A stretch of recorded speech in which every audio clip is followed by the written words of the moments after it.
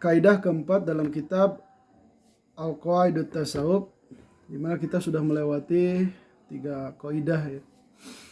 Nah, di kaidah kedua kita membicarakan tentang muara daripada tasawuf, yaitu sidqut tawajuh ilallah, dan di kaidah ketiga kita berbicara meskipun muaranya sama, yaitu sidqut tawajuh ilallah, akan tetapi ekspresi dan ungkapannya itu berbeda-beda.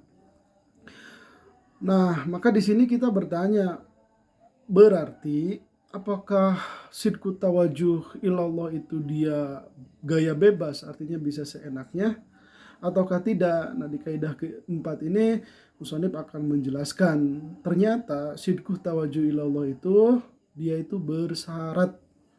Sebelum kita masuk ke pembahasan, ya kita definisikan dulu syarat ya. Secara umum ya, syarat itu adalah sesuatu yang bukan hakikat daripada mahiyah seperti halnya rukun. Kendati demikian, syarat ini menentukan keabsahan masrutnya. Seperti halnya misalnya hubungan antara sholat dan wudhu. Nah, meskipun wudhu itu bukan hakikat daripada sholat, akan tetapi keabsahan daripada sholat itu bergantung pada adanya wudhu. Nah, begitu juga dengan tasawuf. Tasawuf itu memiliki syarat-syarat yang harus terpenuhi. Meskipun syarat-syarat ini bukan merupakan mahiyah tasawuf, akan tetapi keabsahannya tasawuf bergantung terhadap terpenuhinya syarat-syarat tersebut. Nah, apa sih syarat-syarat yang harus dipenuhi untuk memasuki tasawuf ini? Nah, di dalam kaidah ini musannif akan menjelaskannya. Qala mu'allif rahimahullah nafa'ana bil ulumi amin ya Allah rabbal alamin. Bismillahirrahmanirrahim. Sidqut tawajuhi masyrutun bi kaunihi min haitsu yardahul haqqu ta'ala wa bima yardahu. Wa la yasihu masyrutun biduni syartihi wa la yarda li ibadihil kufr.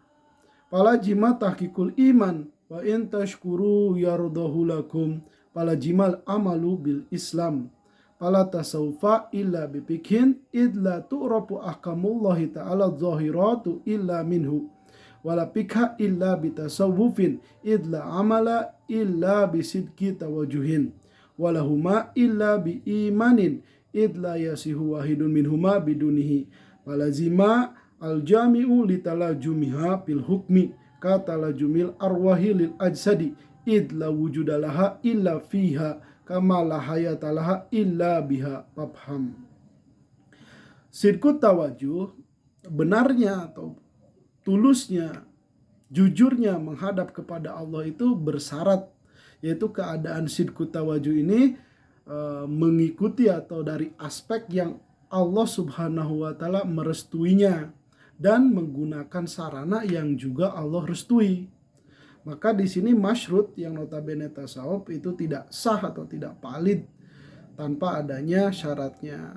Allah berfirman, wala yardo li ibadihil kufra, Allah tidak merestui pada hamba-hambanya kekufuran. Nah, ini syarat pertama yang meniscayakan dia harus tahqiqul iman dulu ya. Mencapai keimanan ini berdasarkan dalil ya. Salah satu di antara makna tahqiq itu kan adalah mencapai persoalan menyertakan argumentasinya. Itu maksud daripada tahqiqul iman. Wa in tashkuru yardahu lakum. Apabila kalian berterima kasih, bersyukur kepada Allah, maka Allah akan merestui kepada kalian. Palajimal amalu bil Islam, maka di sini meniscayakan kita harus mengamalkan pada Islam, yaitu inqiyad, totalitas pada syariat atau aturan-aturan yang Allah sampaikan melalui baginda Nabi Muhammad SAW untuk kita melaksanakannya. Alhasil maka pala tasawuf ila bipikhin. Tidak ada yang namanya tasawuf terkecuali dengan fikih. Alasannya kenapa? Idla tu'rafu ahkamullahi ta'ala johira illa minhu. Karena tidak diketahui hukum-hukum Allah subhanahu wa ta'ala yang johir, yakni amal-amalan lahir kita, terkecuali dari fikih. Wala fikha illa bitasawufin. Dan tidak ada fikih jika tanpa tasawuf. Alasannya kenapa? Idla amala illa bisidqi tawajuhin. Karena tidak ada amalan yang absah ya terkecuali dengan benarnya menghadap kepada Allah Subhanahu wa taala. Ya artinya fikih tanpa adanya tasawuf dalam konteks yang kita bicarakan ini tidak disebut fikih sebetulnya karena tidak absah ya difokuskan untuk selain Allah Subhanahu wa taala. Walahuma illa bi imanin, tidak ada keduanya, tidak ada tasawuf, tidak ada fikih terkecuali dengan terpenuhinya keimanan. Kenapa demikian? Id la yasihu wahidun minhuma biduni, karena tidak sah salah satu dari keduanya, fikih dan tasawuf, terkecuali harus ada iman. Jadi tanpa iman itu tidak sah keduanya. Karena bagaikan batang dan ranting yang tidak memiliki akar gitu, dia tumbang. Maka kita melihat di sini itu sesuatu yang sifatnya nisbah, sesuatu yang setiap masing-masingnya di sisi lain menjadi syarat, juga di sisi lain menjadi masyrut, talajum, hubungannya bertautan, tidak bisa terpisahkan. Maka di sini musannif melanjutkan palajimal jami'u li talajumiha fil hukmi, maka niscayalah atau wajiblah terpenuhi semuanya karena saling kebertautanan yang tidak bisa dipisahkan fil hukmi di dalam status hukumnya. Kata lajumil arwah lil ajsad. Nah ini seperti kebertautanan antara jiwa dan raga yang tidak bisa terpisahkan. Karena idla wujudalaha illa fiha, karena tidak wujud keberadaannya pada ruh terkecuali berada di dalam jasad. Seperti la hayatalah, seperti tidak ada kehidupan bagi jasad terkecuali beserta adanya ruh, paham. Nah di sini musannif memberikan analogi keniscayaan hubungan antara setiap masing-masing, yaitu usul atau iman, tasawuf dan fikih ini seperti keterhubungan antara ruh dan jasad. Jadi ruh merasuk ke dalam jasad itu hidup dan diketahui keberadaan ruh di sana. Tetapi ketika ruh terlepas dari jasad, yaitu kematian, dan hakikat daripada kematian kan adalah keterpisahan antara ruh dan jasad. Hikam di sini kan berkata al-a'malu suwarun qaimatun wa arwahuha sirru wujudi ikhlasi piha.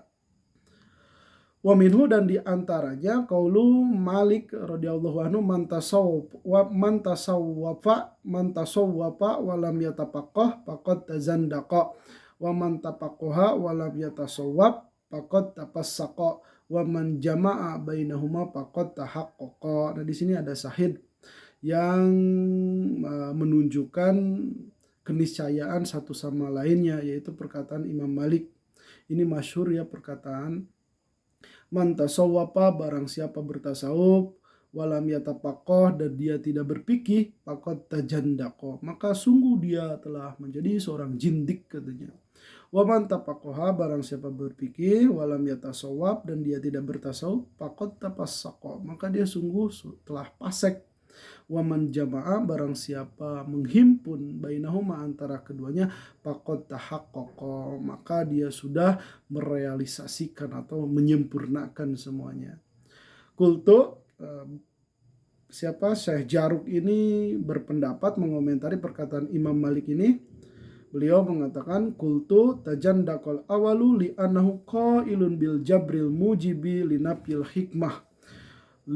hikmati wal ahkami wa tapassaqo thadi li khuluwi amalihi an sidqi tawajuhil hajiji ani ma'siyatillah wa anil ikhlasil mushtarati fil amali lillah wa tahaqqaqo thalis li qiyamihi bil haqiqati fi aini tamassuki bil haq fa'rif dzalika wafham. Tajandaqul awal, menjadi jindik orang yang pertama, yakni yang bertasawuf tanpa berfikih. Karena apa? Li anahu qailun bil jabri, karena dia itu disadari atau tidak menjadi seseorang yang mengatakan akan jabar, yaitu fatalism, yaitu yang mengharuskan akan menafikan hikmah kebijaksanaan Allah Subhanahu wa taala dan hukum-hukumnya.